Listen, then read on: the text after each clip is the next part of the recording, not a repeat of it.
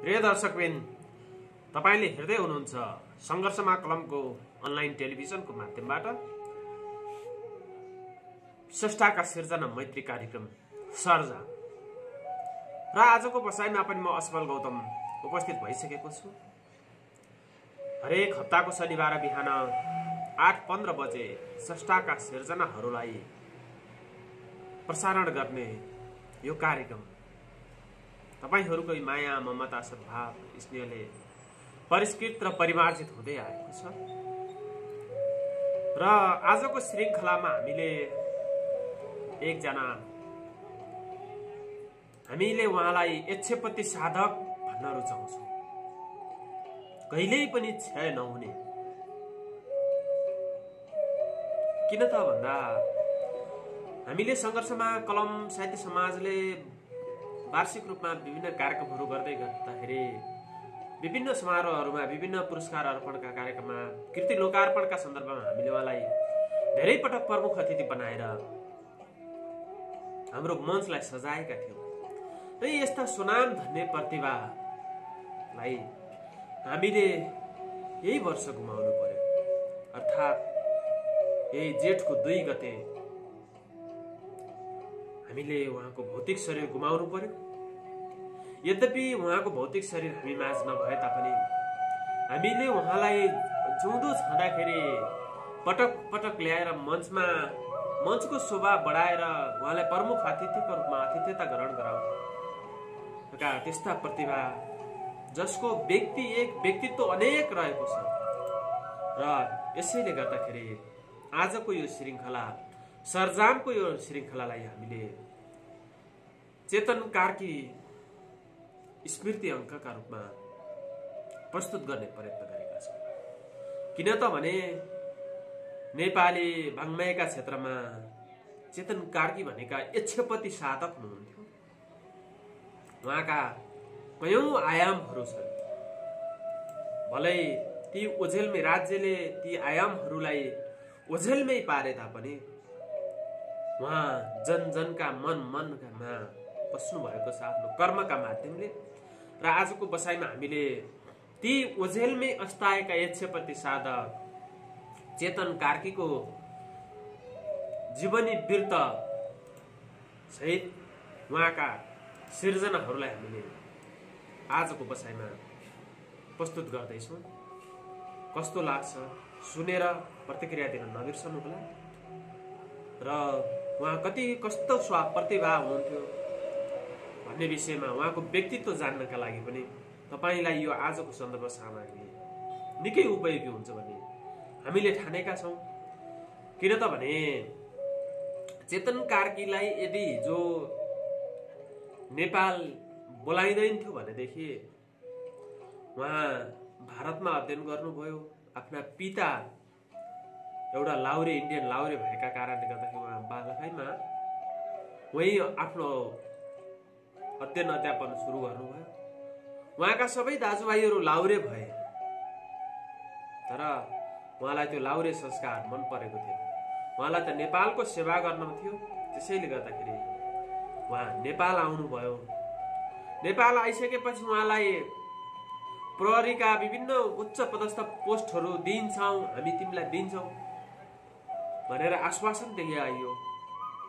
उहाँ खेलकुदका एथलेटिक्सका नामी खेलाडी हुनुहुन्थ्यो देहरादूनमा छँदाखेरि। र उहाँबाट आएर यहाँ नेपालमा आएर टुर्नामेन्ट खेलेर उहाँ विजेता हुनुभएको थियो। र त्यो फुटबल खेलाडीका रूपमा चिनिएका चेतन कार्कीलाई तिमीलाई हामी प्रहरीको उच्च पदस्थ जागिर दिन्छौं भनेर आश्वासन देखाइएको थियो। कलेजमा तिमीलाई लेक्चरर बनाउँछौं भन्ने आश्वासन देखाइएको थियो। तर ती सबै आश्वासन मात्रै भयो, उहाँको भाग्यमा लेखिएन। र अन्ततः उहाँ एउटा संस्कृति कर्मीका रूपमा चिर परिचित भएर हामी माझबाट जानुभयो। कहिल्यै टेलिभिजनको पर्दा नदेखेकाहरू, चलचित्रको पर्दामा नउभिएकाहरूलाई पर्दामा उतारेर तिनीहरूलाई नायक बनाउनु भयो। चलचित्रमा झ्याउरे भाकाहरूलाई प्रवेश गराएर नेपाली चलचित्र क्षेत्रमा नेपाली लोकगीतलाई एउटा माध्यम बनाएर लोकगीतलाई प्रस्तुत गरेर एउटा आयाम थप्नुभयो। यस्ता प्रतिभा उहाँका धेरै आयामहरू छन्।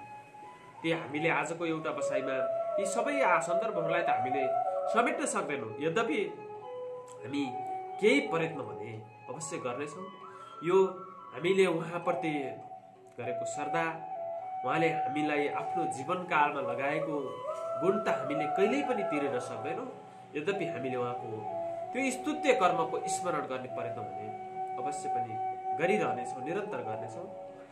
र पिता जुद्धवीर कार्की र माता चन्द्रमाया कार्कीका कोखबाट 1995 कार्तिक 22 गते तत्कालीन 4 नम्बर पञ्चायत बाँटारी स्याङ्जाको नुवाकोटमा माइला सन्तानका रूपमा चेतन कार्कीको जन्म भएको थियो।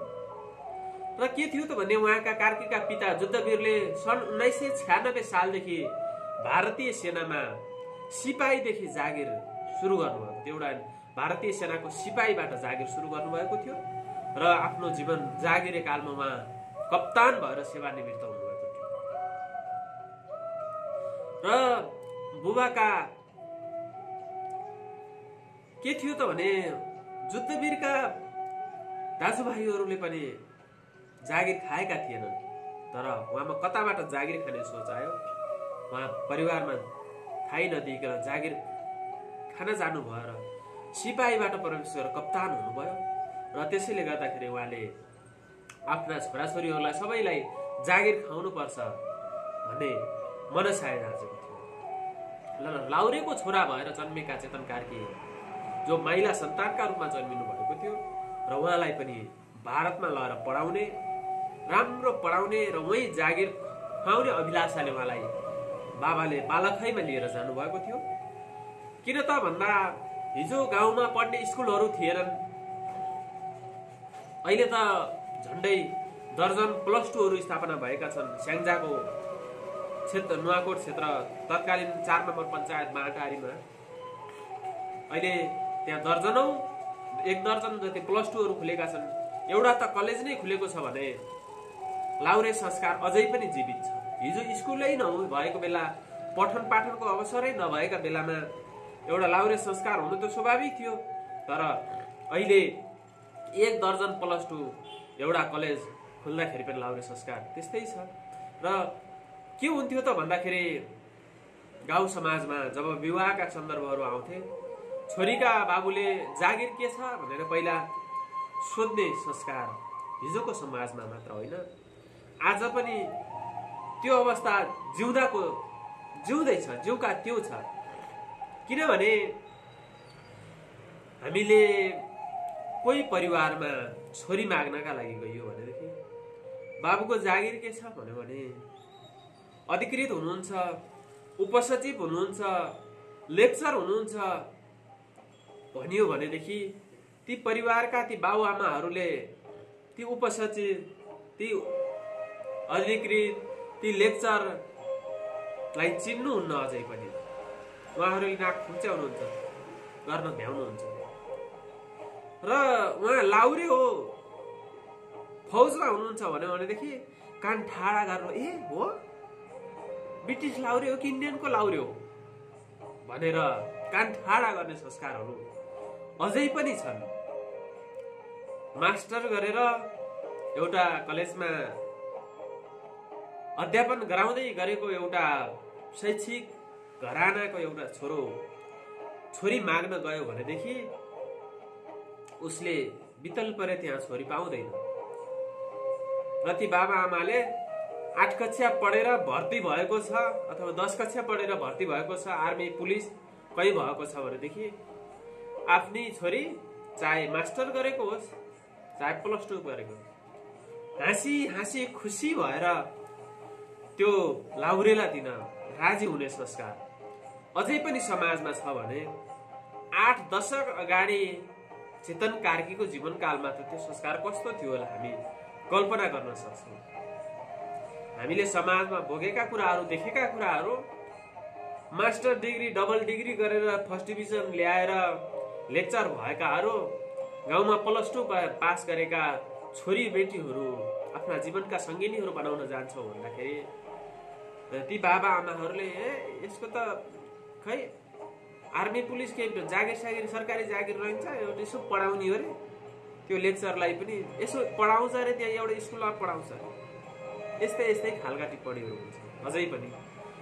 भने हिजोको समाजमा त त्यो अवस्था निकै दर्दनाक अवस्था थियो र यस्तो अवस्थामा हुर्केका चेतन कार्कीलाई बाबाले जागिरे बनाउनका लागि भारत लिएर जानुभयो र 4 वर्षकै उमेरमा चेतन कार्की दाजुहरूसँग लागेर देहरादुन भएर गोर्खा मिलिट्री स्कुलमा भर्ना हुनुभएको थियो।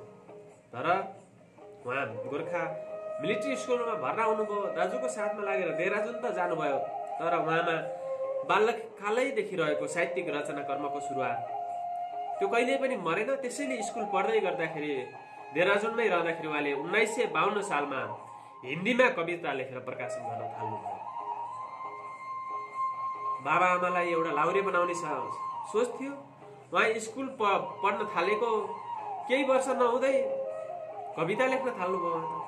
किन त भने उहाँ 4 वर्षको उमेरमा छँदैखेरि गाउँमा लोकगीत गुनगुनाएको सुन्नुभएको थियो, आफूले पनि गाउनु भएको थियो र भारतमा गएर अंग्रेजी साहित्य हिन्दी साहित्य पढे तापनि उहाँको मनमा गढेर बसेको लोक संस्कृति कहिले पनि हटेर गएन र समयको कालक्रममा स्वर्गीय जनकवि केशरी धर्मराज थापा देहरादुन जाँदाखेरि हिन्दी भाषाका विषयमा भएका व्यङ्ग्यका कुराहरू, रमाइला पाटाहरू पनि उहाँका जीवनमा अविस्मरणीय बनेर बसेका हामीलाई आफ्नो जीवनकालमा कहिलेकाहीँ सुनाउनुहुन्थ्यो र उहाँले चेतन कार्कीजीले बुवाले सोचे जस्तै जागिर दाजुभाइले जागिर खाए तापनि चेतन कार्कीजीले त्यो जागिर कहिल्यै पनि खानु भएन।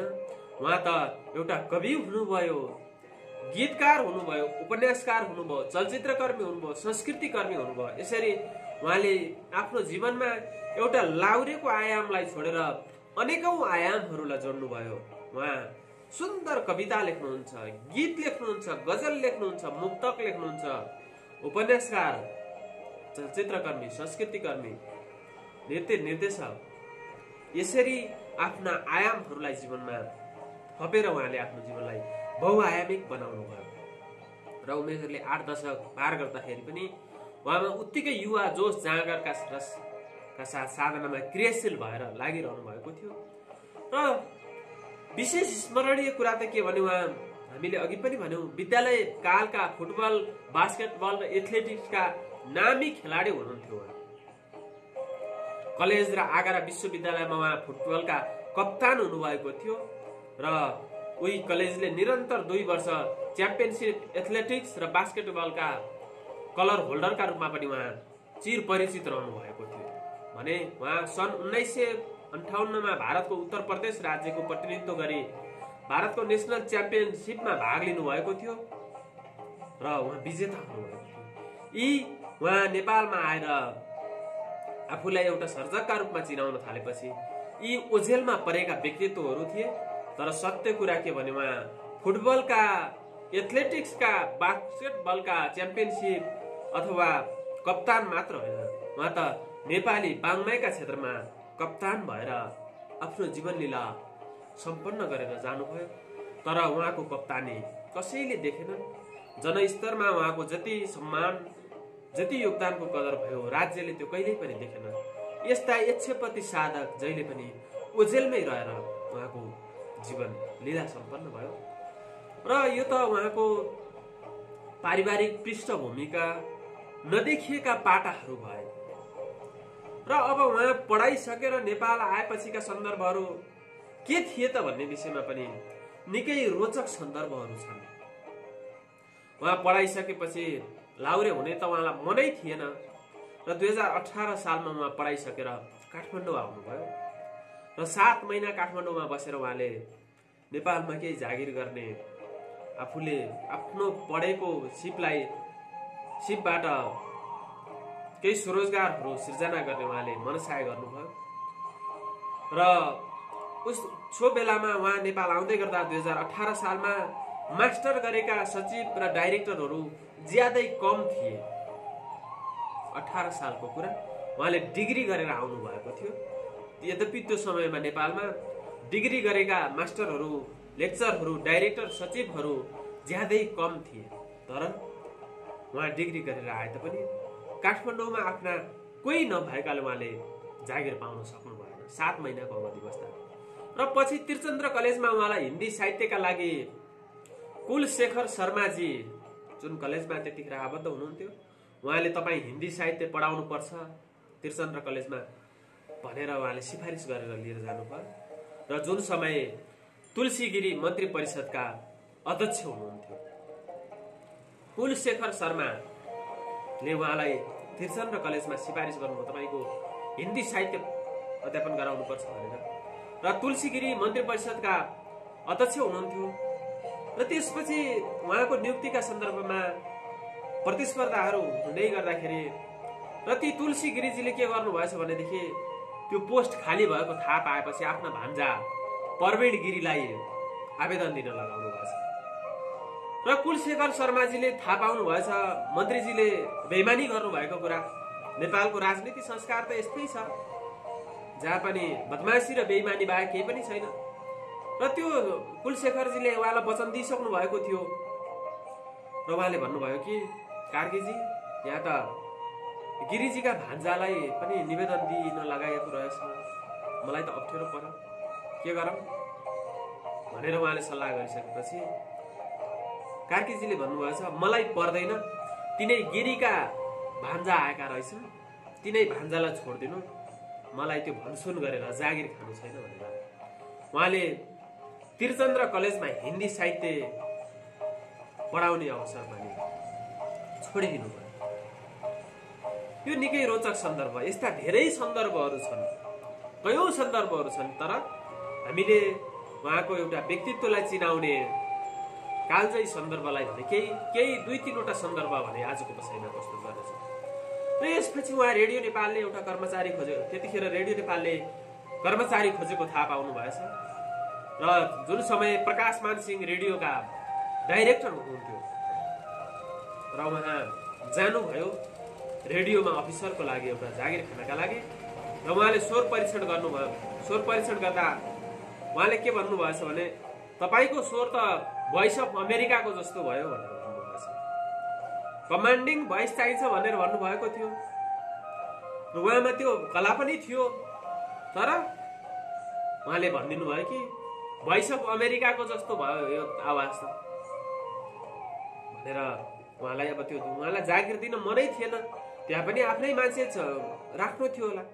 त्यसपछि उहाँले रेडियो नेपालमा जागिर खानका लागि कहिल्यै पनि ल ठिक छ, मेरो आवाज अब भोइस अफ अमेरिकाको जस्तो भयो भने ठिक छ भनेर उहाँ पनि त्यहाँबाट अटाउनु भएन। र विशेषतः अर्को सबैभन्दा महत्त्वपूर्ण, उहाँलाई तिमीलाई हामी आइजिपी बनाउँछौँ भनेर फुटबल खेलायो। कसले भन्दा नेपाल पुलिसले। किन त भन्दा उहाँ त 1958 सालको आगरा विश्वविद्यालयका फुटबलका क्याप्टेन हुनुहुन्थ्यो। त्यसैले गर्दा नेपाल पुलिसले उहाँलाई फुटबल खेलायो। तत्कालीन आइजिपी डिराज शर्माले डिएसपी बनाइदिन्छु तपाईँलाई भनेर 2 टुर्नामेन्ट खेलाउनु भयो। हेर्नुहोस् है, तत्कालीन समयका आइजिपी डिराज शर्माले तपाईँलाई म डिएसपी बनाउँछु भनेर फुटबल खेलौँ हाम्रो क्लबबाट, तपाईँ फुटबल खेल्ने डिएसपी हो नि भनेर 2 टुर्नामेन्ट खेलाउनु भयो। जित्नु पनि भयो। र पछाडि उहाँले के भन्नुभयो भने डिएसपी तपाईँलाई हामी डिएसपी बनाउँछौँ भन्नुभयो आइजिपीले। र पछि के भन्नुभयो भने डिएसपी त होइन, इन्सपेक्टर खाउ न त भनेर भन्नुहोस्। ल हेर्नुहोस् है, सुरुमा उहाँको व्यक्तित्व देखेर उहाँलाई डिएसपी बनाउँछौँ भनेर 2 टुर्नामेन्ट खेलाउनु भयो, जित्नु पनि भयो। र पछाडि इन्सपेक्टर खाउ न त भनेर सकेपछि त्यतिखेर त्यो इन्सपेक्टर भन्ने पदलाई पनि त्यति राम्रोसित नहेरिँदो रहेछ। जबकि त्यो इन्सपेक्टर पदलाई पवन सिंह लामा आइजिपी भएर आएपछि मात्रै बल्ल त्यो इन्सपेक्टरको पद सम्मानित पदका रूपमा हेर्न थालेको रहेछ। त्यसपछि उहाँले त्यो टुर्नामेन्ट पनि खेल्नु छोडिदिनु भयो। र मलाई इन्सपेक्टर डिएसपी दिन्छु भनेकाले इन्सपेक्टर खाऊ भनिसकेपछि मलाई त्यो पनि चाहिँदैन भनेर उहाँले छोड्नु भयो। यो काठमाडौँ बसाइको 7 महिना काठमाडौँ बसाइको अवधिका उहाँका यी तथ्यहरू जो हामीलाई हाम्रो बसाइमा, हामीसँगका बसाइमा यी सन्दर्भहरू उहाँले अभिव्यक्त गर्नुभएको थियो। र त्यसपछि टुर्नामेन्ट खेल्न छोडिदिनु भयो उहाँले। पत्र पत्रिकाहरू हेर्दै जाँदाखेरि कृषि विभाग अन्तर्गत मत्स्य शाखा पोखरामा अधिकृतको जागिर खुलेको थाहा पाएपछि उहाँले आफै जागिर लड्नुभयो, नाम निकाल्नुभयो र त्यसको त्यो फुटबल खेल्न छोडेको 15 दिनपछि उहाँले जागिर खाएर त्यो नियुक्ति भएको 23 दिन पछाडि उहाँ काठमाडौँबाट पोखरा आउनुभयो। पोखराको यात्रा सुरु भयो, जबकि स्याङ्जाको भाँटारीमा जन्मेका चेतन कार्की पोखरामा आएर एउटा अधिकृतको रूपमा जागिर खान थालिसकेसँगै उहाँभित्र मनमा लुकेर रहेको नेपाली लोक संस्कार संस्कृतिको बिउ फेरि जोरबुराउन थाल्यो र उहाँले आफ्ना जीवनका आयामहरूलाई बृहत बनाउँदै जानुभयो। र यसरी उहाँ जागिर खाइरहनु भएको थियो, आफ्नै बलबुताले लडेर जागिर खानु भएको थियो र त्यहाँ पनि त्यस्तै समस्या भएन। हेर्नुहोस् है, अभागी खान बस्यो मुखभरि काठ बस्यो भन्ने त उखान छ नि। त्यस्तै जस्तो उहाँ अधिकृत भएर जागिर गरिरहनु भएको थियो। मन्त्रालयमा उहाँका कोही चिनेका मान्छेहरू थिएनन्। किन त भन्दा उहाँको परिवार त भारतीय सेनामा जागिरै थियो। सेनामा बाबा कप्तान हुनुभएको थियो, दाजुभाइहरू वही थिए। त्यसैले गर्दा नेपालको निजामती कर्मचारीहरूमा उहाँको पहुँच थिएन र मन्त्रालयमा कोही नभएकाले उहाँको बढुवा भएन, अधिकृत भइरहनु भयो। 5 वर्षको अवधिसम्म पनि काम गर्दाखेरि पनि बढुवा हुने देखिएन अवस्था। र जब बढुवा हुने अवस्था आएको थियो के भएछ भन्दाखेरि आफूभन्दा 2 वर्ष जुनियर जसले जागिर 2 वर्ष पछाडि जागिर खाएका थिए र उनको काम पनि त्यति सन्तुष्ट हुने खालको पनि थिएन र उहाँलाई बढुवा दिएछ। किन त कसरी बढुवा दिए त भन्दाखेरि उहाँका आफन्त मन्त्रालयमा सचिव हुनुहुँदो रहेछ। सचिवको फोर्सले उहाँको जो चेतन कार्की भन्दा 2 वर्ष जुनियर हुनुहुन्थ्यो, सेवामा पनि त्यति दक्ष हुनुहुन्थेन, उहाँको बढुवा भएपछि उहाँले जागिर खाएको 6 वर्ष 4 महिना मात्रै बितेको थियो र 2025 साल वैशाखको अन्तिम सातामा जुन समय कृषि मन्त्री राजेश्वर देवकोटा हुनुहुन्थ्यो र उहाँकै हातमा उहाँले राजीनामा दिनुभयो, म जागिर खाँदिनँ भनेर। जब आफूभन्दा कनिष्ठलाई बढुवा दिएपछि उहाँले म जागिर खान्न भनेर राजीनामा दिनुभयो। यो 2025 वैशाखको अन्तिम साताको सन्दर्भ थियो र उहाँले राजीनामा दिएपछि तत्कालीन कृषि मन्त्री राजेश्वर देवकोटाले राजीनामा नदिए के गरेर खान्छस् भन्दाखेरि उहाँले के भन्नुभयो भने म गुरुङ गाउँमा गुरुङ संस्कारलाई देखेर बुझेर हुर्केको मान्छे, म गीत गाएर भए पनि पेट पाल्छु, मेरो पेटको चिन्ता लिन तपाईँले पर्दैन। मन्त्रालयमा बढुवा हुनका लागि इमान्दार भएर काम गरेर होइन कि आफ्नो सचिव हुन पर्दो रहेछ, भनिदिनका लागि मान्छे चाहिँदो रहेछ, काम होइन। त्यसैले यहाँ मेरो भनिदिने मान्छे कोही पनि छैनन्, म अब जागिर आइन्दा खान्न खान्न खान्न भनेर यसरी उहाँले जिद्दी गरेर म जागिर खाँदै खान्न भनेर, खान्न 1 खान्न 2 खान्न 3 खान्न, जागिर खाँदै खान्न, मलाई जागिर चाहिँदैन, म गीत गाएरै भए पनि म पेट पाल्छु भनेर उहाँले राजीनामा दिएर निस्केपछि राजीनामा दिएको 5 महिनापछि बल्ल उहाँको राजीनामा स्वीकृत भयो र त्यो स्वीकृत भएको राजीनामाले उहाँलाई आजका चेतन कार्की बनाउनका लागि एउटा आयाम थप्यो, एउटा टर्निङ पोइन्टको रूपमा ल्याएको हामीले देख्न पाउँछौँ। र यसरी आफ्नो जागिरी जीवनमा योग्यता हुँदा हुँदै पनि यो सतीले सरापेको देश भएर होला नि, इमान्दारहरू जहिले पनि मर्नु परेको अवस्था छ। निष्ठाको जीवन बाँच्नेहरू अलिकति स्वाभिमान जोगाएर अभावको जिन्दगी बाँच्न बाध्य भएका तथ्यहरू हामीले स्वर्गीय चेतन कार्कीको जीवन यात्राबाटै हामीले देख्न सक्छौँ। हामीले हाम्रा सहकर्मी समकक्षीहरूलाई पनि देखेका छौँ। बेइमानी बदमासी गर्नेहरूले विलासिताको जीवन बिताएको र निष्ठा इमान्दार भएर निष्ठापूर्वक कर्ममा लागेकाहरू सधैँ अभावको जीवन बिताएको तथ्य हामीले देखिरहेका छौँ। यसैले गर्दाखेरि चेतन कार्की जस्ता सुनाम धन्य प्रतिभाहरू यो देशमा ओझेलमै परे, जसले योग्यता भएर क्षमता भएर पनि आफ्नो मान्छे भनिदिने आफ्नो नभएका कारणले, चाकडी गरिदिने मान्छे नभएकै कारणले, झोला बोकिदिने मान्छे नभएकै कारणले गर्दाखेरि यो देशको व्यवस्थापिका, कार्यपालिका, न्यायपालिका लगायतका कुनै पनि क्षेत्रहरूमा उहाँको स्थान रहन सकेन। शैक्षिक क्षेत्रमा पनि रहन्छ।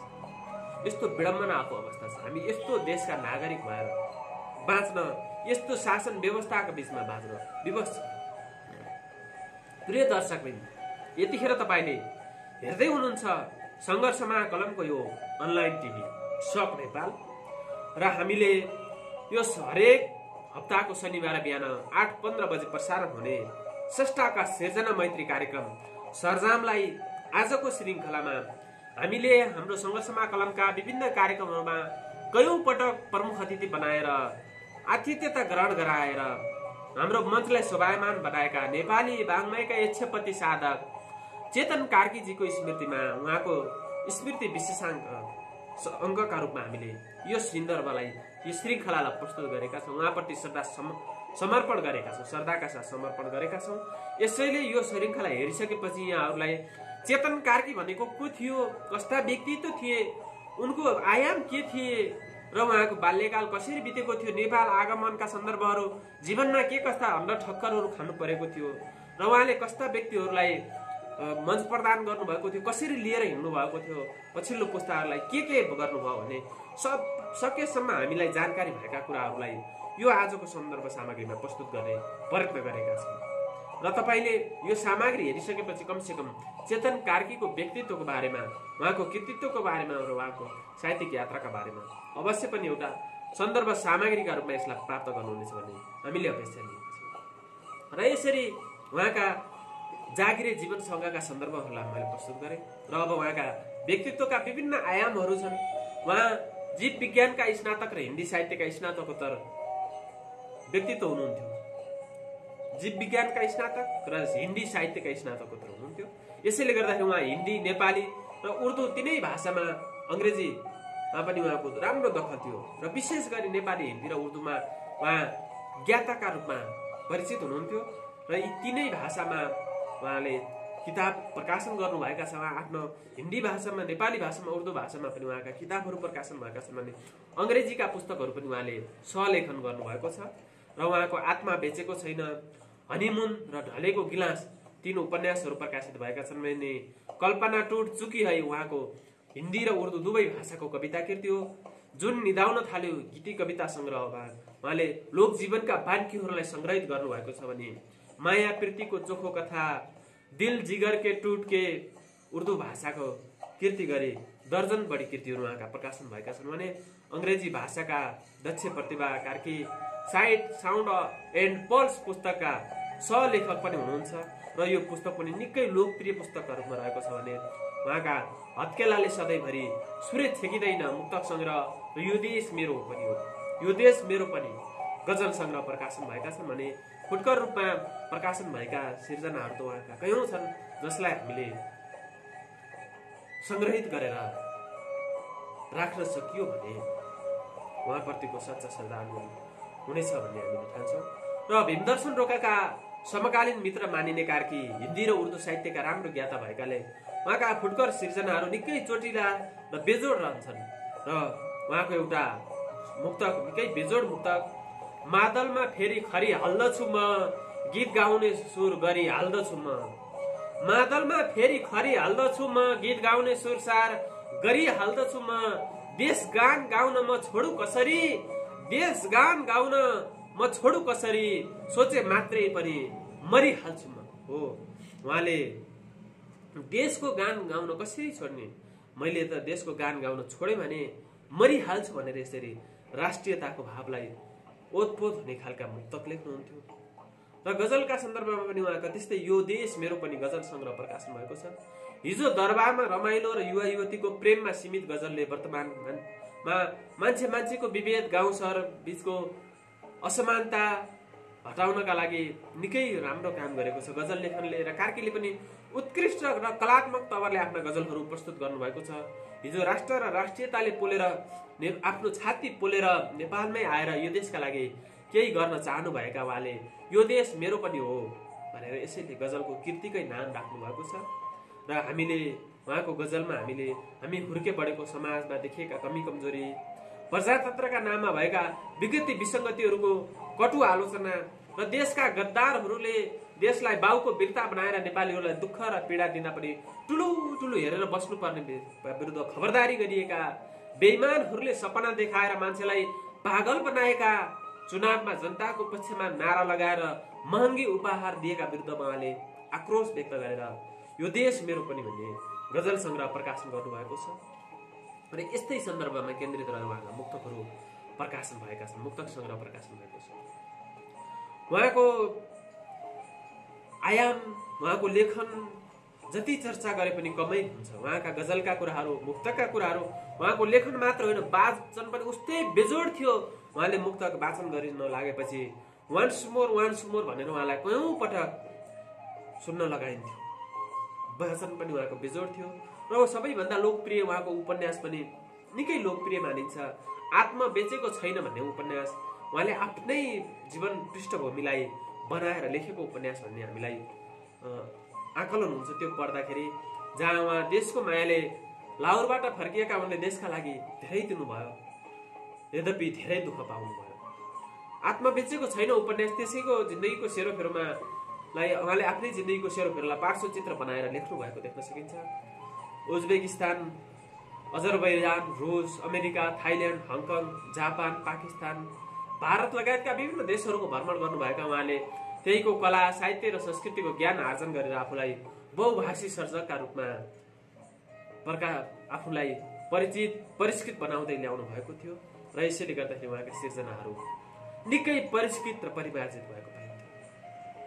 स्याङ्जामा जन्मेर भारतमा पढेर पोखरामा जागिरी जीवन सुरु गरेर काठमाडौँलाई साधनाको थलो बनाउनु भएका कार्कीले नेपाली वाङ्मयका क्षेत्रमा उल्लेख्य योगदान दिनुभयो र पोखरामा रहँदा उहाँ भूपी शेरचनका दोस्तीका रूपमा रहनुभएका उहाँहरूले पोखराको लोक संस्कृतिलाई पुनर्जागरणमा ल्याएर नेपाली चलचित्र क्षेत्रमा प्रवेश गराएर त्यसलाई ज्वाजल्यमान बनाएर छोड्नुभयो भनेदेखि 2017 सालदेखि रङ्गमञ्चमा क्रियाशील रहेका कार्कीले 2017 सालदेखि 2025 सालसम्म नेपाली चलचित्रका क्षेत्रमा आफूलाई एउटा लेखक, निर्देशक, निर्माण नियन्त्रक, प्राविधिक सल्लाहकारका रूपमा आफूलाई चलचित्र क्षेत्रमा क्रियाशील रहनुभयो। जुन समय उहाँले आफूले अधिकृतको जागिरबाट राजीनामा दिएपछिको समयलाई उहाँले चलचित्र क्षेत्रमा लगाउनु भएको थियो, जुन समय झन्डै आधा दर्जन जति उहाँका आफ्नै नाटकहरू भने अन्य स्रष्टा साधकहरूका गरेर दर्जन बढी नाटकहरू मञ्चन भएका थिए। 5 दर्जन चलचित्रमा चेतन कार्कीजीले कथा, पटकथा, संवाद, निर्देशन, प्राविधिक सल्लाहकार र गीत लेखनमा संलग्न भएर आफूलाई एउटा चलचित्र जगतका रूपमा, चलचित्र कर्मीका रूपमा, एउटा सल्लाहकारका रूपमा आफूलाई, एउटा चलचित्रको एम्बासडरका रूपमा आफूलाई परिचित गराउनु भयो र यद्यपि पछिल्लो समय चलचित्र जगतले पनि उहाँलाई बिर्सेको हो कि भन्ने हामीलाई अनुभूत भइरहेको छ। र यसरी उहाँको व्यक्तित्वको बहुआयाम, स्वभावको बहुआयाम, शील स्वभाव र शालीनता देख्दा वर्तमानका पछिल्लो पुस्ताका पंक्तिकार जस्ता प्रतिभाहरू पानु हुनुपर्ने अवस्था देखिन्छ। किनभने चेतन कार्की भन्दा आफूलाई एक त माथिको सम्झने केही थान व्यक्तिहरूले उहाँको कडा मिजाजको मान्छे, नेपरा मान्छे, घमण्डी मान्छे भनेको पनि हामीले सुन्थ्यौँ र उहाँले आफैले पनि भन्नुहुन्थ्यो, मलाई त धेरै नेपरा मान्छेहरूले नेपरा भन्छन्, म त कार्की मध्ये पनि मुडुला कार्कीको सन्तान, म त त्यसै नेपरा मान्छे हुन् भनेर उहाँले स्पष्टीकरण दिनुहुन्थ्यो।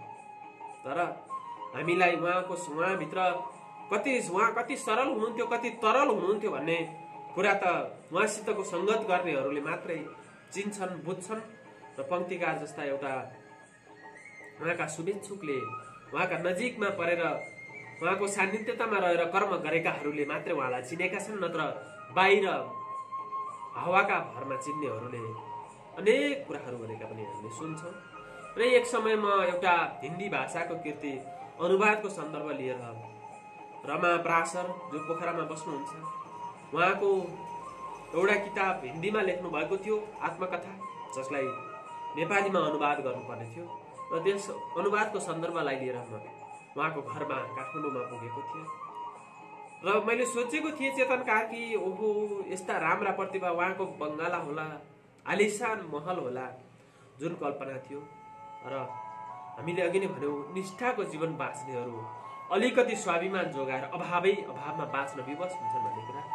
र उहाँको त्यो काठमाडौँमा जब म घरमा प्रवेश गरेँ, सानो एउटा पुरानो संरचनाको 2 तले, त्यो पनि गाउँमा हामी भर्याङ उक्लेर आँटीमा जान्छौँ त्यस्तै एउटा भर्याङ राखिएको एउटा घर थियो सामान्य संरचनाको। र त्यसपछि मैले देखेँ उहाँप्रतिको श्रद्धा भाव यति बढेर गयो हो। उहाँको सङ्गत गरेकाहरूले मात्रै चेतन कार्की कस्ता मान्छे हुन् भनेर उहाँलाई चिनेका छन् र जतिले चिने त्यति नै काफी छ भन्न पर्ने अवस्था छ। र उहाँ कुराकानीकै सन्दर्भमा हजुर त चलचित्रविद, संस्कृतिकर्मी, साहित्यकार भन्दा ए छोरा तिमीले के भनेको? म त सिक्दैछु बा, म चलचित्रकर्मी संस्कृतिकर्मी त होइन, म त साहित्य अनुरागी मात्रै हो।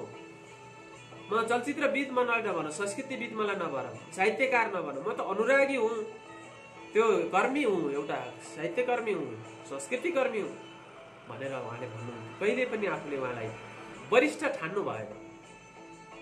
यस्ता व्यक्तिलाई पनि केही घमण्डी भन्ने खालका विभिन्न लान्छनाहरू लगाएको हामीले देख्यौँ।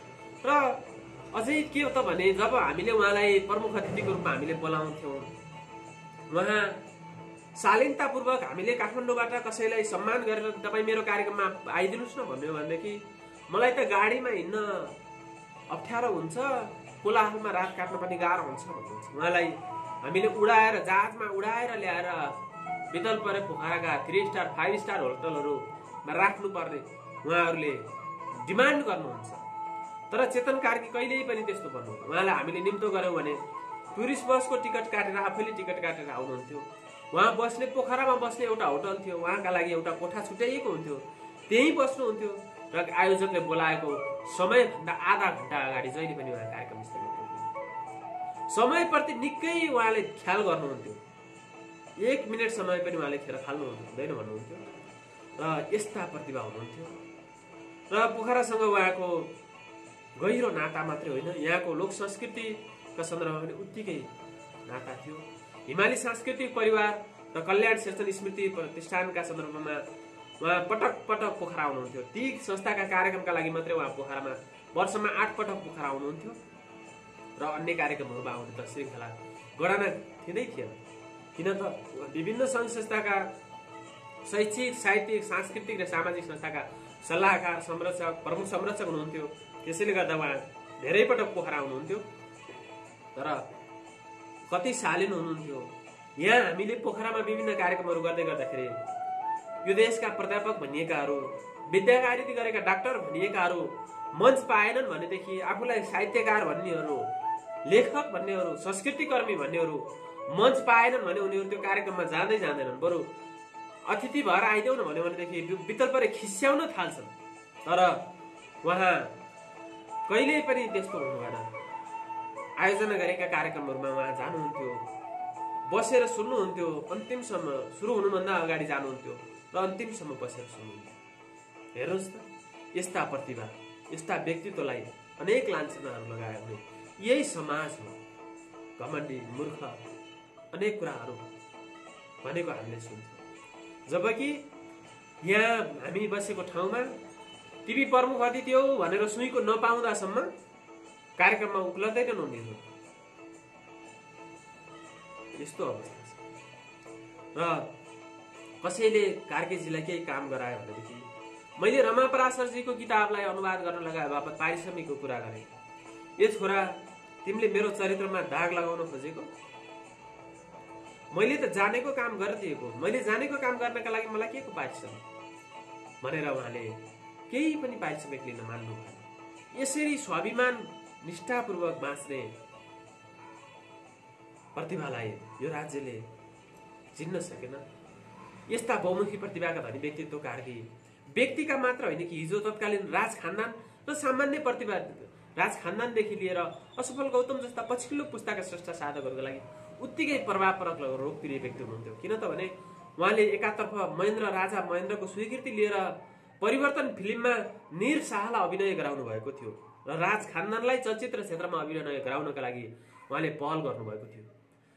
अर्कातर्फ भोलि रेकर्ड हुने गीत आज लेखेर नारायण गोपाललाई गीत गाउन लगाउनु भएको थियो र नारायण गोपालले गीत गाउन रहर गरेको छ, उसका लागि एउटा गीत लेखिदिनु पर्यो भनेर आजले गीत लेखेर भोलि परिवर्तन फिल्मका लागि उहाँले गीत आजै लेख्नुभयो, जुन आज लेखेको गीत भोलि नारायण गोपालले गाउनुभयो र यो गीत नारायण गोपालको चलचित्र क्षेत्रमा गाएको पहिलो गायन थियो।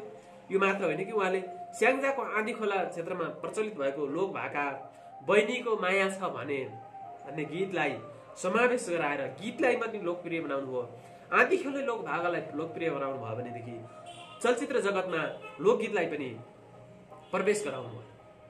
र यस्ता प्रतिभा जसले नयाँ र पुस्ता मात्र होइन, पुराना पुस्ता मात्र होइन, उहाँले सबैलाई समान व्यवहार गर्नुहुन्थ्यो। र गणतन्त्र आएपछि देशमा सङ्गीत नाट्य प्रतिष्ठान गठनका प्रक्रियाहरू अगाडि बढे। प्रतिष्ठान गठनका लागि नामावली सङ्कलन गरेर बुझाउन मन्त्रीहरूलाई बुझाउने जिम्मेवारी त्यति तत्कालीन समयमा शान्ति मास्केलाई दिइएको थियो र शान्ति मास्केले त्यो सङ्गीत नाट्य प्रज्ञा प्रतिष्ठान गठनका लागि उहाँ चेतन कार्कीको सहयोग लिन पुग्नुभयो। यो प्रज्ञा प्रतिष्ठानमा कस्ता मान्छेहरूलाई राख्ने होला भनेर। र जुन सङ्गीत तथा नाट्य प्रज्ञा प्रतिष्ठानको संस्थापक कार्य समितिको नामावली उहाँ चेतन कार्कीले नै तयार पारिदिनु भयो र मास्के मार्फत मन्त्रीलाई बुझाइयो, जहाँ कार्कीले आफ्नो नाम राखेर पठाउनु भयो। र अहिले दुनियाँलाई प्राज्ञ सिफारिस गर्ने कार्कीको नाम कहिल्यै पनि त्यो प्रज्ञा प्रतिष्ठानमा आएन। उहाँलाई कहिल्यै पनि प्राज्ञ हुने, कुलपति हुने, राजदूत हुने पुरस्कार थाप्ने लालसा कहिल्यै पनि थिएन। तर अहिले पछिल्लो समय यो सङ्घीय संरचना अनुसार विभिन्न प्रज्ञा प्रतिष्ठानहरू गठन भएका छन्, पुरस्कारहरू छन् र त्यो पुरस्कार छनौट समितिमा बसेका छनौट समितिका विज्ञहरूले प्रतिभा छनौट गर्दाखेरि आफ्नै नाम छनौट गरेर पठाएर आफैले आफ्नो नाम सिफारिस गरेर पुरस्कार थापेका सन्दर्भहरू, आफै विज्ञ समिति छनौट समितिमा बसेर आफैले आफैलाई त्यो प्रतिष्ठानमा राखेका सन्दर्भहरू हामीले देखिरहेका छौँ। हेर्नुहोस् त समाज कस्तो विश्रृङ्खल छ। यस्ता प्रतिभालाई न राज्यले दिन सक्यो र पोखराका सन्दर्भमा पनि उहाँले धेरै योगदान दिनुभयो र पोखराले पनि उहाँलाई केही दिन सकेन। आफूलाई चित्त नबुझेका, मनले, इमानले र स्वाभिमानले ठिक छैन भनेका मध्ये सबै कुराहरूलाई उहाँले सरल तरिकाले भयो पर्दैन भनेर भनिदिनुहुन्थ्यो। र लायन्स क्लब स्थापनाको शताब्दी वर्षको सन्दर्भमा 100 जनालाई सम्मान गर्ने कार्यक्रम रहेको थियो पोखरामा र त्यो 100 जनाभित्र उहाँ पनि समितिका प्रतिभा हुनुहुन्थ्यो।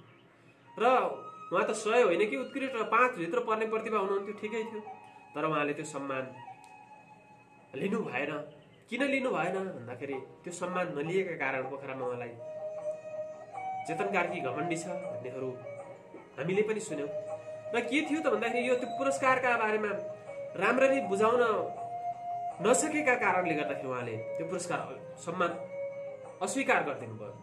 यो मात्र होइन कि नेपाली वाङ्मयको क्षेत्रमा यो श्रीवृद्धिका लागि, नेपाली वाङ्मयको श्रीवृद्धिका लागि योगदान दिनेका लागि पोखरामा धेरै पुरस्कार स्थापना भएका छन्। तर ती कार्कीको भागमा कहिल्यै पनि परेनन्। किन त भने उहाँ कसैलाई गोटी बनाउनु हुन्थेन, कसैलाई भर्याङ बनाउनु हुन्थेन, कसैलाई झोला बनाउनु हुन्थेन र कसैलाई जुत्ता पालिस गर्न लगाउनुहुन्थ्यो। त्यसैले गर्दाखेरि उहाँलाई पुरस्कार दिँदाखेरि त्यो पैँचो आउँदैन थियो। त्यसैले यहाँबाट कहिल्यै पनि ती पुरस्कारहरू, उहाँ पुरस्कारका नाममा कहिल्यै पनि व्यापारमा लाग्नु भएन र यताबाट उता, उताबाट यता संस्कारमा नलागेका कारणले गर्दाखेरि ती पुरस्कारहरू पनि उहाँको भागमा परेन। र यस्ता सन्दर्भहरू उहाँका जीवनमा छन्। र 2018 सालदेखि नेपालमा आएर जिन्दगीको नौका घिसारेर 50 को दशकसम्म झरिएको उहाँको कर कमल र सङ्गतबाट धेरै व्यक्तिहरूले धेरै सिके र पक्तिकार जस्ता व्यक्तिहरूलाई त उहाँको निधनले गहिरो चोट पारेको छ। र 2025 सालदेखि चलचित्र पत्रकारिता गर्दाखेरिको अनुभव बटुलेका प्रकाश सायमीले उहाँसँग निकट रहेर काम गर्दाखेरिका विभिन्न सन्दर्भहरूलाई धेरै पटक अभिव्यक्त गर्नुभएको छ, विभिन्न सन्दर्भहरूमा व्यक्त गर्नुभएको हामीले पाउँछौँ। र आफूलाई चेतन कार्की जन्मिएको देशमा जन्मिन पाएकोमा गर्व लाग्छ भनेर उहाँले अभिव्यक्ति दिएको पनि हामीले देख्न पाउँछौँ। दर्शकबिन, यतिखेर तपाईँले हेर्दै हुनुहुन्छ सङ्घर्षमा कलमको यो अनलाइन टेलिभिजन सक नेपाल र आजको बसाइमा हामीले यो सरजामलाई, स्रष्टाका सिर्जना मैत्री कार्यक्रम सरजामलाई आजको श्रृङ्खला हामीले हाम्रा कयौं श्रृङ्खलाहरूमा प्रमुख अतिथिको रूपमा आमन्त्रण गरिएका प्रतिभा नेपाली वाङ्मयका यक्षपति साधक चेतन कार्कीको स्मृतिमा उहाँको जीवनी, व्यक्तित्व, कृतित्व र उहाँका केही रचनाहरूलाई विशेषाङ्कका रूपमा, विशेष श्रृङ्खलाको रूपमा यसलाई हामीले प्रस्तुत गरेका छौँ। र यो क्रममा हामीले उहाँको व्यक्तित्व, उहाँले कसलाई के गर्नुभयो, कस्ता ठाउँमा पुर्याउनु भयो, कस्तालाई मञ्च दिनुभयो भन्ने सन्दर्भहरूसँगै उहाँको बाल्यकाल सन्दर्भ, साहित्यिक साधनाका सन्दर्भहरू प्रस्तुत गरिरहेका छौँ र अझै केही सन्दर्भहरू बाँकी छन्। र उहाँ पहिरनका सन्दर्भमा पनि सधैँ सफा चिटिक्क धार मिलेको हतियारले धार लगाए जस्तो आइरनको डोरो देखिने पहिरनमा लाग्नुहुन्थ्यो भनेदेखि साथीसँगमा पनि निकै रमाइलो व्यवहार गर्नुहुन्थ्यो।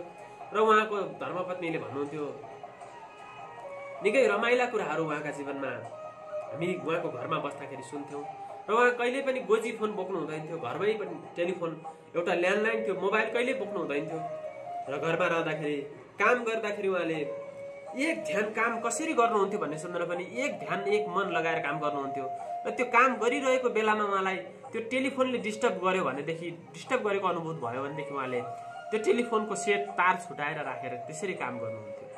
यस्तो हुनुहुन्थ्यो भने उहाँ एउटा विज्ञानका रसायन शास्त्रको विद्यार्थी भएका कारणले गर्दाखेरि विज्ञानका उहाँ विद्यार्थी नै हुनुभयो। कृषि कर्म उहाँ अधिकांश नेपालीका छोराछोरीहरू कृषि कर्म गरेर हुर्केका छोराछोरीहरू भए। यद्यपि उहाँ कृषि विभागकै अधिकृत जागिर खानुभयो, त्यसमा पनि उत्तिकै विज्ञता थियो भने घर घरमा कृषि कर्ममा जोड दिनुहुन्थ्यो, सबैप्रति श्रद्धाभाव समभाव राख्नुहुन्थ्यो। यी उहाँका कृषि कर्मका विज्ञानका र साहित्य साधनाका यी विभिन्न आयामहरू उत्तिकै बेजोड थिए। र उहाँको जीवनमा जोडिएको कोकको श्रृङ्खला पनि उहाँ जस्तो सुकै चिसो मौसममा पनि कोक पिउनुहुन्थ्यो पछिल्लो समय। र त्यस कोकको श्रृङ्खला पनि निकै रोचक रहेको धेरैले रमाइलो मानेर हेर्थे। किन त भन्दा उहाँ भुपी शेरचनका अनन्य मित्र हुनुहुन्थ्यो। भुपी शेरचन उहाँका मित्र हुनुहुन्थ्यो। पोखरामा रहँदाखेरि भुपीजी र चेतन कार्कीजी बसेर कयौं रात उहाँहरूले भन्नुहुन्थ्यो हामी दुवैले कयौं रात बसेर सँगै कोदोको झोल पिउँथ्यौँ। र मैले भुपीजीलाई भुपीजी भनेर बोलाउँथेँ। उहाँले त्यो झोल पिएपछि रमाइलो गर्ने क्रममा भन्नुहुन्थ्यो मलाई भुपीजी नभन्नुहोस्, मलाई भुपीजी भन्नुभयो भने जीका अगाडि म थपिदिन्छु भनेर भुपीजीले रमाइलो गर्नुहुन्थ्यो भन्ने सन्दर्भ किस्साहरू पनि उहाँले भुपी स्मृति दिवसका सन्दर्भमा सुनाउनुहुन्थ्यो। र यसरी उहाँले त्यो पेय पदार्थ पिउँदै गर्दाखेरि डाक्टरको सल्लाहले तपाईँका लागि अब यो पेय पदार्थ नपिउनुहोस्, तपाईँले पिउन राम्रो छैन भनेर सल्लाह दिइसकेपछि उहाँले त्यो रक्सी पिउन छोड्नुभयो। र रक्सी छोड्ने सन्दर्भमा पनि उहाँको रोचक सन्दर्भ छ। घरमा एक दिन श्रीमतीले गङ्गाजीले उहाँको गङ्गा कार्की श्रीमती भन्नुभएको छ आज कस्तो गनाएर आएको भन्नुभएको छ। सधैँ केही नभने श्रीमतीले एक दिन कस्तो गनाएर आएको भनेपछि त्यसो भए मैले खाएको गनाएछ छोडिदिउँ त भनेर ठट्टा गर्नुभएछ। र कार्कीजीले गङ्गाजीले भन्नुभएछ छोड्छु त सबैले भन्छन् कसैले नि छोड्दैन भनेपछि म अरू जस्तो होइन, म त छोड्छु भनेपछि छोडिदिन्छु भनेर उहाँ आफ्नै गङ्गा कार्कीलाई साँची राखेर मैले आजदेखि छोडिदिएँ भनेर उहाँले रक्सी पिउन छोड्नुभयो। र उहाँ एउटा विज्ञानको विद्यार्थी भएका कारणले गर्दाखेरि शरीरमा रहेको अल्कोहललाई निस्तेज गर्नका लागि, त्यसलाई पखाल्नका लागि होस् अथवा त्यसको मात्रा कम गराउनका लागि उहाँले कोक पिउन थाल्नु भएको थियो। र जस्तो जाडो भए तापनि उहाँले कोक पिउनुहुन्थ्यो। त्यसलाई पनि उहाँले धेरैले कोक किस्साका सन्दर्भमा पनि रमाइलो गरेका हामीले देख्थ्यौँ। र यी त उहाँको जीवनको सन्दर्भ भयो। र लोक संस्कृतिका क्षेत्रमा उहाँ त एउटा नेपाली लोक संस्कृति एउटा एम्बासडर नै हुनुहुन्थ्यो भन्ने हामीलाई लाग्छ। किन त भन्दा उहाँले बालकैमा सानैमा सुनाउनुहुन्थ्यो गाएको गीत माछीले खा मलाई भन्छ खान मन पटक्कै लाग्दैन, चनौटे जा मलाई भन्छन् जान मन पटक्कै लाग्दैन। यो उहाँले बालकैमा गाएको गीत। यो चनौटे उहाँको मावली थियो। चनौटे खोलाको तीरमा एउटा सेती खोला बगिरहन्छ जुन हामीले देखिरहेका छौँ। र उहाँ जन्मजात रुचिको विषय गाइन्थ्यो। र गाउँमा बस्दा कसैले नसुनेको कसैले नगाएको छन्दको यो गीत गाएको सुनेपछि आमाले उहाँलाई यो त गाइने हुने भयो भनेर चिन्ता गर्नुभएको थियो। तत्कालीन समयमा गीत गाउँ भनेको गाइने हुनु थियो। हेर्नुहोस् गीत गाएपछि राम्रो मानिँदैन थियो। मेरै घर परिवारमा पनि 2040 को दशकमा दोलखाको जिरीमा गएर हाम्रा दिदीहरूले काँचो सुन्तला भन्ने गीत गाएर प्रथम भएर आउनुभएको थियो। र उहाँहरूले हाम्रा दिदीहरूलाई दुईजना छोरीहरूलाई रेडियो नेपालमा गीत गाइन पठाइदेऊ भनेर पटक पटक आग्रह गर्दाखेरि पनि हाम्रो आमाले उहाँलाई गीत गाउन पठाउनु भएन। किन त भन्दा गीत गाउनु भनेको गाइने हुनु थियो। गाइने हुनु भनेको इज्जत जानु थियो त्यतिखेरको समयमा। त्यसैले गर्दाखेरि उहाँलाई पनि आमाहरूले पीर मान्नु भएको थियो। र कास्कीका सन्दर्भमा जनकवि केशरी धर्मराज थापा र लोककवि अलिमिया पछाडि लोक संस्कृति जगाउने प्रतिभाका नाममा आउने अर्को नाम भनेको चेतन कार्की हो। उहाँहरू पछाडि के थियो त भन्दा प्रतिभा लोक संस्कृतिको प्रतिभा जागिरहेको थियो र सुस्ताइरहेको थियो, विचलन आइरहेको थियो। र जब 2018 सालमा चेतन कार्की पोखरा आएसँगै सुसुप्त अवस्थामा रहेको लोक संस्कृतिले जागेको इतिहास पनि दिनको घाम जस्तै छर्लङ्ग छ र त्यो उहाँले दिएको योगदान पनि ओझेलमै छ। किनकि पोखरा रहँदा उहाँ शुक्रबार सधैँ घर जानुहुन्थ्यो। डाँडाबाट सुसेली बजाएपछि डाँडा घरे माइलो आयो भनेर गाउँका तन्नेरी र तरुणीहरू आएर रातभरि गीत गाएर बिहान पखसम्म उनीहरू गीत गाएर बस्थे र 3 बजे उठेर घर जान्थे, मेलापात गर्थे। गाउँमा लोक संस्कृतिप्रति यसरी आकर्षण बढाएको सन्दर्भलाई कसले लिपिबद्ध गरिदिने, यो एउटा विडम्बनाको कुरा भएको छ। यो मात्र होइन कि जुन बेला बाटुले चौरका गन्धर्वहरू कार्कीसँग लोकगीत सिक्न आउँथे, कुविन्डेदेखि सातमुहाने देउराली घान्द्रुकदेखि सिक्लेससम्म हुने कार्यक्रमहरूमा सबैभन्दा पहिला सम्झिने नाम भनेको चेतन कार्की थियो, जहाँ चेतनको सहभागिता नभएका कुनै पनि स्कुलका सांस्कृतिक कार्यक्रमहरू हुँदैन थिए। तर ती सन्दर्भहरूलाई पनि कसैले लिपिबद्ध गर्दिएन र तत्कालीन महेन्द्र सरकार पोखरा आउँदाको सन्दर्भमा सांस्कृतिक टोली लिएर नृत्य देखाउन, सांस्कृतिक प्रस्तुति देखाउनलाई पुगेको टिम पनि उहाँ नै थियो। तर यी सन्दर्भहरू थाहा पाएर पनि ओझेलमा पारिएका सन्दर्भहरू छन् र 2025 साल असारको तेस्रो साता तत्कालीन सूचना विभागले बनाउन लागेको चेतना चलचित्रको कथा, पटकथा, संवाद तयार गर्ने काम उहाँ चेतन कार्कीको भागमा आएपछि उहाँलाई झलकमानलाई चिनाउने सन्दर्भ पनि उत्तिकै बेजोड छ। र जुन चलचित्रमा उहाँले विभिन्न भाव भूमिका 4वटा लोकगीतहरू समावेश गर्नुभएको थियो र त्यसलाई परिवर्तन गरेर त्यो चेतना चलचित्रलाई उहाँले पछि नाम चेन्ज गरेर परिवर्तन नाम दिनुभयो र जुन नेपाली संस्कृतिका क्षेत्रमा, लोक संस्कृतिका क्षेत्रमा गण्डकी क्षेत्रकै पहिलो काम थियो र त्यहीबाट उहाँले चलचित्र क्षेत्रमा काम सुरु गर्नुभयो र गण्डकी प्रदेशको लोक संस्कार संस्कृति संरक्षणमा उहाँले आफूलाई अगाडि बढाउनु भयो र हालको गण्डकी प्रदेश सबै नेपालीको रगतमा लोक संस्कृतिको अनुराग छ भन्नुहुन्थ्यो उहाँले र गण्डकीलाई लोक संस्कृतिको राजधानी, लोकगीतको खानी भएकाले वर्षमा 200 भन्दा बढी लोक भाकाहरू निस्कन्छन् भनेर भन्नुहुन्थ्यो। र स्मरणीय कुरा त के भने उहाँले 2023 सालमा पोखरामा पहिलो पटक टिकटमा नाटक प्रदर्शन गर्नुभएको थियो, मैले आत्मा बेचेको छैन। पोखरा यस्तो भूमि हो जसले 2023 सालमा पैसा तिरेर नाटक हेरेको थियो। चेतन कार्कीले देखाएको प्रदर्शन गरेको मैले आत्मा बेचेको छैन नाटक हेरेको थियो र त्यो नाटकमा झलकमानको गीत आमाले सोध्लिन्ने गीतले झलकमानलाई निकै परिचित गराएको थियो र यद्यपि उक्त गीत पनि झलकमानलाई होइन कि झलकमानका बुबा दुर्गाबहादुरबाट चेतन कार्कीले सुनेर दुर्गालाई त्यो गीत गाउन लगाउनु भएको थियो। झलकमानबाट सुन्नु भएको थिएन त्यो गीत, उहाँले झलकमानका बुबा दुर्गाबहादुरबाट त्यो गीत सुन्नु भएको थियो र दुर्गालाई गाउने भनेर उहाँले राखेकोमा दुर्गा बिरामी भएपछि झलकमानलाई तिमीले यसरी गीत गाऊ, यसरी गाएपछि हुन्छ भनेर निर्देशन गरेर त्यो गीत गाउन लगाउनु भएको थियो र जुन गीतले झलकमानलाई झलकमान भनेर चिनायो र पछि तत्कालीन गण्डकी अञ्चलको सांस्कृतिक टोलीलाई फागुन 7 गतेको प्रतियोगितामा देखाउँदा त्यो गीत विजेता भयो र त्यसैको भरमा झलकमानले रेडियो नेपालमा जागिर पाउनु भएको सन्दर्भ पनि ओझेलमा देखिन्छ।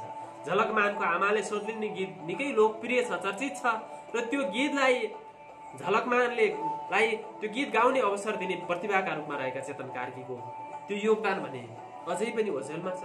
यस्ता प्रतिभालाई यो राज्यले ओझेलमा राखेको देख्दा हामीलाई पीडाबोध हुन्छ र वर्तमानमा कार्कीको अवसानसँगै अनेक प्रश्नहरू उब्जिएका छन्।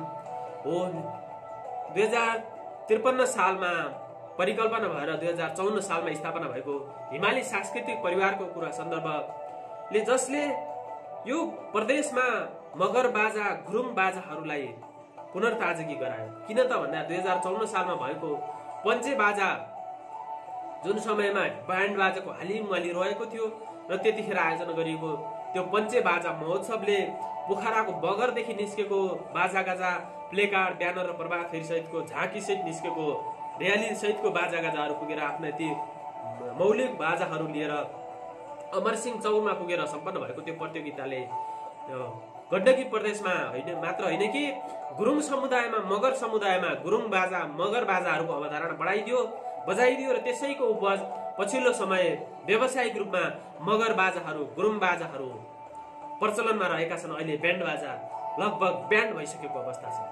यसरी समुदायमा एकातर्फ बाजा संस्कारको हो, गुरुङ बाजाहरू, मगर बाजाहरूले दमाई बाजाले जस्ता विभिन्न संस्कारका चरणका धुन र रागहरूलाई समेट्न नसक्लान्, त्यो आफ्नो ठाउँमा छ, त्यो ज्ञान नहोला आफ्नो ठाउँमा छ। तर लोक संस्कृति पञ्चे बाजा संरक्षणका लागि चेतन कार्कीले हिमाली संस्कृति परिवारका माध्यमबाट लगाएको यो गुणलाई हामीले कहिल्यै पनि बिर्सन हुँदैन, जसका कारण आज कयौं मगर बाजाहरू, गुरुङ बाजाहरू स्थापना भएका छन्। उनीहरूले रोजगारी पाएका छन्। मगर नृत्यहरू, मगर बाजाहरूमा मगर्नीहरू नाचेको नृत्य हेर्नका लागि पछिल्लो समय विभिन्न जनसमुदायहरू मोहित हुने गरेको हामीले देखेका छौँ। यो पनि ओझेलमा परेको सन्दर्भ हो। यसलाई पनि हामीले कहिल्यै पनि बिर्सन हुँदैन। यस्ता धेरै सन्दर्भहरू छन्। अहिले गण्डकी प्रज्ञा प्रतिष्ठान, महानगर प्रज्ञा प्रतिष्ठानहरू स्थापना भएका छन् र ती प्रज्ञा प्रतिष्ठानहरूले अवश्य पनि चेतन कार्कीको योगदानलाई सम्झनेछन्, चिरस्मरणीय बनाउनेछन् भन्ने हामीले अपेक्षा राखेका छौँ। र अहिले नियुक्त हुनुभएका गण्डकी प्रज्ञा प्रतिष्ठानका कुलपति सूर्य खड्का विखर्जीज्यूले चेतन कार्कीका नाममा हामीले एउटा पुरस्कार स्थापनाको पहल गरेका छौँ भन्नुभएको छ। त्यो निकै गौरवको कुरा हो। र यसरी उहाँका बारेमा जतिसुकै योगदान गरे, जति चर्चा गरे पनि कमै हुन्छ। कयौं सन्दर्भहरू उहाँका छन्, नलेखिएका सन्दर्भहरू छन्। तिनका बारेमा जति भने तापनि, जति गरे पनि कमै हुन्छ, जति बोले पनि कमै हुन्छ। र यस्ता प्रतिभालाई राज्यले जहिले पनि ओझेलमा पार्यो र अहिले समाज विशृङ्खल भएको छ। कस्तो समाज भएको छ भने हामी आत्मरतिमा समाउने भएको छ।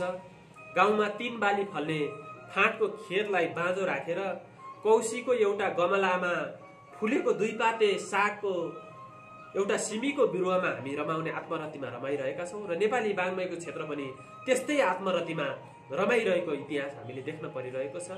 यो आत्मरतिमा रमाउने संस्कारको छिट्टै अन्त्य भएर गएको हामीले देख्न पाइयोस् भन्ने अपेक्षा राख्दै यो आजको बसाइमा चेतन कार्कीजीका यी विभिन्न आयामहरू, बहुआयामहरूलाई हामीले प्रस्तुत गर्यौं।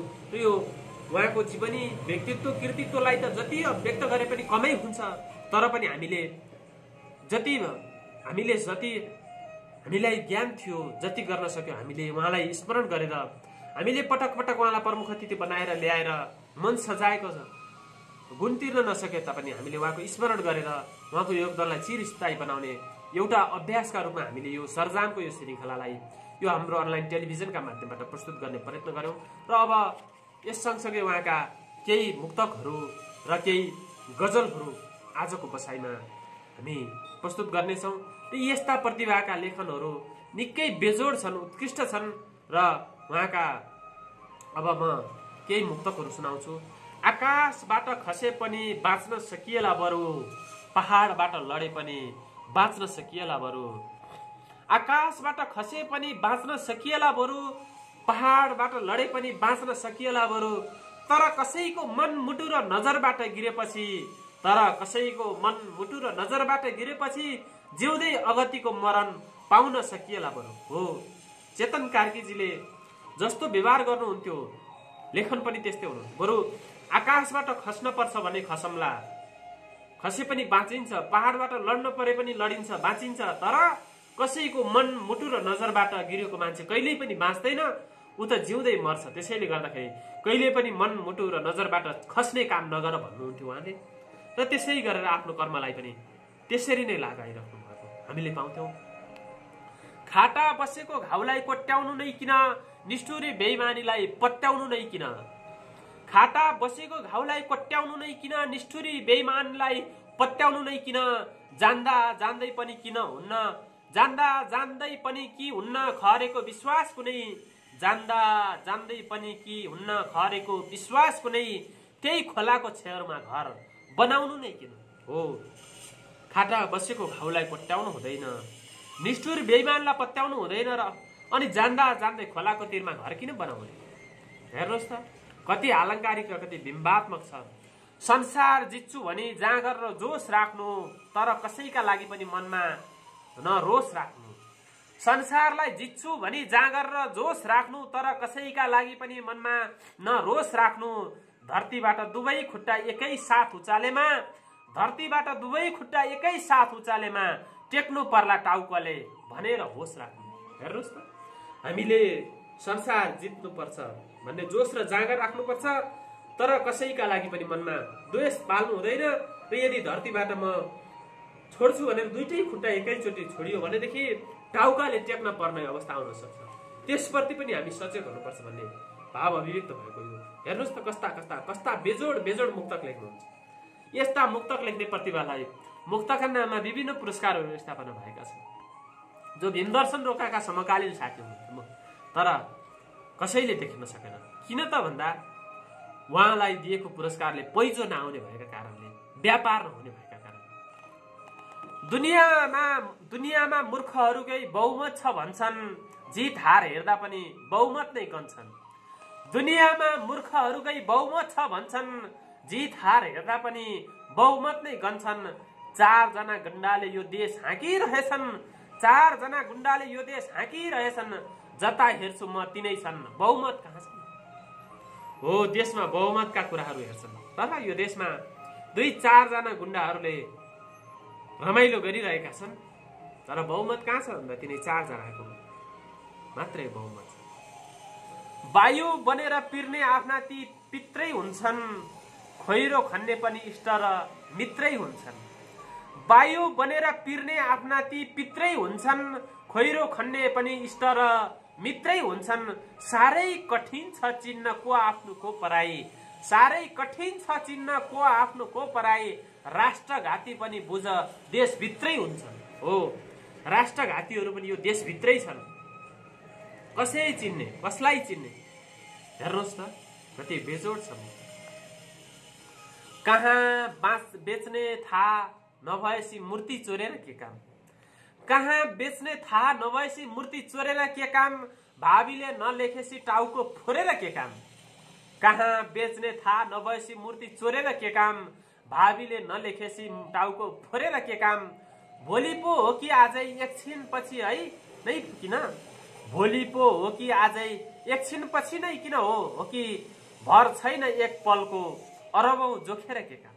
हो, हेर्नुहोस् त, बेच्ने भनेर कहाँ हो भन्ने थाहा नभएपछि त्यो मूर्ति चोर्नुको काम के थाहा, र यो भावीले नलेखेपछि टाउको फोर्नुको पनि के काम। र भोलि भनेर एकछिनै पो हुने हो भनेदेखि त्यो मर्ने हो भने त्यो अरबौं जोखेर पनि के काम भयो। हेर्नुहोस् त, मान्छेहरूले मर्न पर्छ भन्ने सोचेकै छैन। उनीहरूले अरबौंको लुट गरेका छन्, भ्रष्टाचारी गरेका छन्। भोलि मर्नु पर्ने हो कि एकपटक आफ्नो जीवन मर्नु पर्ने हो कि त्यो पनि सोच भनेर भाव। यसै गरी माया प्रीति भन्ने कुरा रहेछ गल्पासो, आफ्नो जीवन हुँदो रहेछ पराईको नासो। माया प्रीति भन्ने कुरा रहेछ गल्पासो, आफ्नो जीवन भन्ने हुँदो रहेछ पराईको पासो। उनले पनि अन्तै हारे कि न तन मन, उनले पनि अन्तै हारे कि त तन मन। किन खोजी नीति ए मन, तँलाई के चासो। माया प्रीति गल्पासो हुँदो रहेछ, जीवन भनेको त काकै नासो हुँदो रहेछ। उनले पनि कतै तन मन हारेका छन् कि ए मन किन चासो राख्छस् भनेर मनसँग प्रश्न गरेको यो भाव अभिव्यक्त भएका यस्ता मुक्तकहरू उहाँको हत्केलाले सधैँभरि सूर्य छेकिँदैन निकै बेजोड मुक्तक संग्रहभित्रका मुक्तकहरू यस्तै मुक्तकहरू रहेका छन्।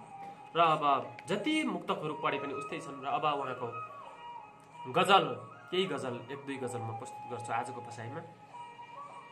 प्रिय दर्शकबिन, यतिखेर तपाईँले सङ्घर्षमा कलमको यो अनलाइन टेलिभिजन सक नेपाल हेर्दै हुनुहुन्छ र हामीले आजको बसाइमा यो सरजामको यो नयाँ श्रृङ्खलामा हाम्रा यक्षपति साधक चेतन कार्कीको स्मृति श्रृङ्खलाका रूपमा यो श्रृङ्खलालाई हामीले प्रस्तुत गरेका छौँ। उहाँको जीवनी, व्यक्तित्व, कृतित्वका बारेमा हामीले सन्दर्भ सामग्री प्रस्तुत गरेका छौँ भने केही उहाँका मुक्तक र गजलहरू पनि प्रस्तुत गरेका छौँ। र अब यो बसाइमा उहाँको एउटा गजल, सबै छन् मगन्ते कोही छैन दाता, बिर्सेछ मान्छेले मान्छेको नाता। सबै छन् मगन्ते कोही छैन दाता, बिर्सेछ मान्छेले मान्छेको नाता। सबै छन् मगन्ते कोही छैन दाता, तातो छारो केही पनि छैन भित्र, तातो छारो केही पनि छैन भित्र, तातो छारो केही पनि छैन भित्र। झिलिबिली झ्याइ छ पुस्तकको गाता, सबै छन् मगन्ते कोही छैन दाता। न छ घाम चर्को न पानी पर्या छ, न छ घाम चर्को न पानी पर्या छ, जता हेऱ्यो उतै रङ्गी चङ्गी छाता, सबै छन् मगन्ते कोही छैन दाता। न पहिरनको ढङ्ग न छ बोल्ने भात, न पहिरनको ढङ्ग न छ बोल्ने भात, नाम भने हिसिला सुशीला सुजाता, सबै छन् मगन्ते खोइ छैन दाता। फुर्ती देखाउँछ तन मन र धनको, फुर्ती देखाउँछ तन मन र धनको, जन्म दिने माता बन्या छन् बिमाता, बिर्से सबै छन् मगन्ते कोही छैन दाता। कुर्सीको मुहामा हेर 4 दिनमै, कुर्सीको मुहामा हेर 4 दिनमै, चाउरेका गाला भए राता राता, सबै छन् मगन्ते कोही छैन दाता। थाङ्ने र माग्ने सर्वहारा नेता, थाङ्ने र माग्ने सर्वहारा नेता, सबैका विदेशमा खुले बैंक खाता, सबै छन् मगन्ते कोही छैनन् दाता। हेर्नुस् त फेर्छन् रुखले वर्ष दिनमा पात, फेर्छन् रुखले वर्ष दिनमा पात, यी सुट बुट र कोट फेर्छन् साता साता। ईश्वर भन्दा ठुलो भयो आज पैसा, ईश्वर भन्दा ठुलो भयो आज पैसा, के माता पिता के भगिनी र भ्राता, लुकाउनलाई कालो धन कालो धन्दा, घरै भन्दा अग्ला पर्खाल हेर्ने धाता, लुकाउनलाई कालो धन कालो धन्दा, घर भन्दा अग्ला पर्खाल हेर्ने धाता, सबै छन् मगन्ते कोही छैनन् दाता।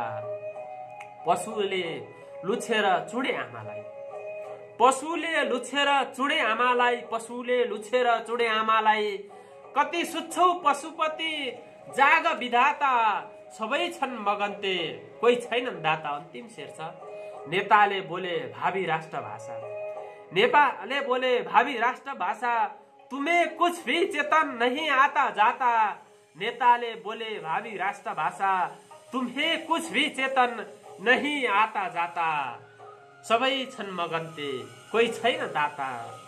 बिर्सेछ मान्छेले मान्छेको नाता, हो समाज कस्तो विशृङ्खल भएको छ। मान्छेले मान्छेको नाता बिर्सेको छ र मान्छे थाङ्ने र माग्नेहरूले साता सातामा पहिरन फेरेका छन्। कस्तो विशृङ्खल समाज। र यसै गरी उहाँको अर्को एक छ विरति भनेको के हो सोध्छन् कठै बिचारा, अनि हाँस्न बाण चलाउनु पर्छ मैमाथि गालपारा। विरति भनेको के हो सोध्छन् कठै बिचारा, अनि हाँसी बाण चलाउँछन् मैमाथि गालपारा। विरति भनेको के हो सोध्छन् कठै बिचारा, त्यो रूप सुधाको सागर उर्लन्छ बैस हरदम, त्यो रूप सुधाको सागर उर्लन्छ बैस हरदम, तिर्खा बढाई उल्टै सोध्छन् कहाँ छ धारा। विरति भनेको के हो सोध्छन् कठै बिचारा, मनको कुरा नबुझी मुख फेर्न पनि गाह्रो, मनको कुरा नबुझी मुख फेर्न पनि गाह्रो, के गर्ने सुर छ कुन्नी पार्छन् कि ती बितारा।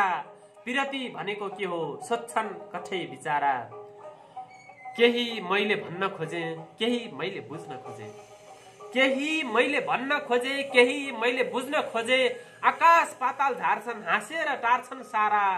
विरति भनेको के हो सोध्छन् कठै बिचारा, थुत्त छु हात जब अनि हुन खोज्छु टाढा, थुत्त छु हात अनि जब अनि हुन खोज्छु टाढा, थुत्त छु हात जब अनि हुन खोज्छु टाढा, ती आँखा टल्पलाउँछन् जिउ काप्न थाल्छ सारा।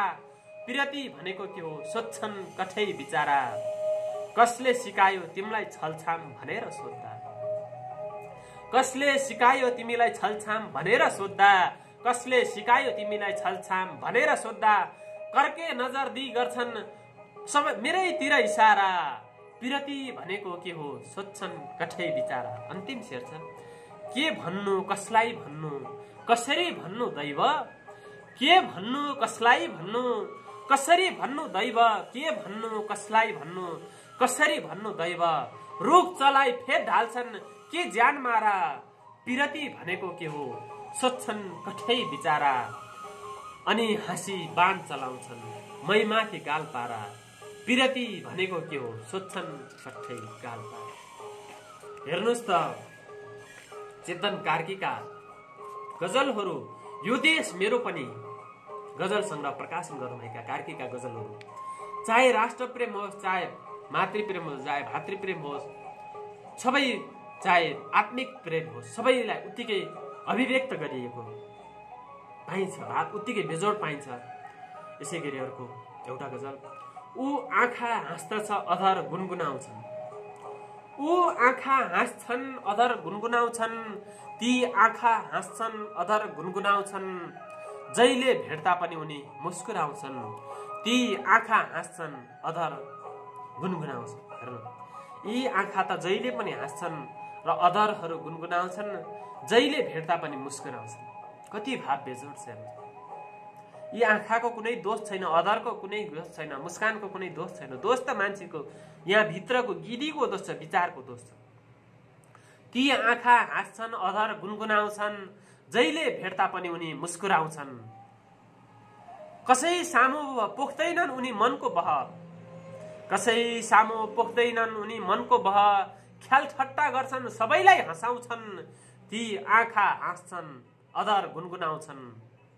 तर बल्झिदिँदा कलेजाको घाउ, तर बल्झिदिँदा कलेजाको घाउ, तर बल्झिदिँदा कलेजाको घाउ, मलाई मात्र थाप्छ कति छटपटाओ, ती आँखा हाँस्छन् अधर गुनगुनाउँछन्। भदौरे त्यो भेल झरी वर्षा यामको, भदौरे त्यो भेल झरी वर्षा यामको, भदौरे त्यो भेल झरी वर्षा यामको, लजाउने गरी उनका घाउ रसाउँछन्, ती आँखा हाँस्छन् अधर गुनगुनाउँछन्। अन्तिम शेर, उनी हाँस्दा चेतन यो संसारै हाँस्छ, उनी हाँस्दा चेतन यो संसारै हाँस्छ, उनी हाँस्दा चेतन यो संसारै हाँस्छ, तर एक्लै बिचरा ऊ आँसु चुहाउँछन्, ती आँखा हाँस्छन् अधर गुनगुनाउँछन्, जहिले भेट्दा पनि उनी मुस्कुराउँछन्। हो, आँखाहरू भनेका जहिले पनि निर्दोष हुन्छन्, यिनीहरूको दोष हुँदैनन्, यी सधैँ हाँस्छन् भन्ने भाव अभिव्यक्त भएको यो गजलपछि अब उहाँको एउटा अन्तिम गजल, कहिले बल्झेर मुटुमा चस्कन्छन् अतीतहरू, कहिले बल्झेर मुटुमा चस्कन्छन् अतीतहरू, बाटोमा भेट्ने मितहरू, घुम्तीमा छुट्ने प्रीतहरू, कहिले बल्झेर मुटुमा चस्कन्छन् अतीतहरू, भेट्नेले तन मन लुटे छुट्नेले यौन लुटे, भेट्नेले तन मन लुटे छुट्नेले यौन लुटे, भेट्नेले तन मन लुटे छुट्नेले यौन लुटे, जीवन लुटी छाडी हिँडे आँसुमा डुबेका गीतहरू, कहिले बल्झेर मुटुमा चस्कन्छन् अतीतहरू, उल्टो परे अरूले जिते सुल्टो परे पनि म हारे, उल्टो परे अरूले जिते सुल्टो परे पनि म हारे, उल्टो परे अरूले जिते सुल्टो परे पनि म हारे, लेख्नै भुलेछ भावीले भाग्यमा मेरा जितहरू, कहिले बल्झेर मुटुमा चस्कन्छन् अतीतहरू, घाइते मुटुको कारण बिलाप कसले सुन्यो कसले पो बुझ्यो, घाइते मुटुको करोड बिलाप कसले सुन्यो कसले पो बुझ्यो, घाइते मुटुको करोड बिलाप कसले सुन्यो कसले पो बुझ्यो, दुनियाँ बदल्यो तर बदलेनन् क्रूर जगतका रीतहरू, कहिले बल्झेर मुटुमा चस्कन्छन् अतीतहरू, पागल प्रेमी सुन्दैनन् सुने पनि बुझ्दैनन् तिनले,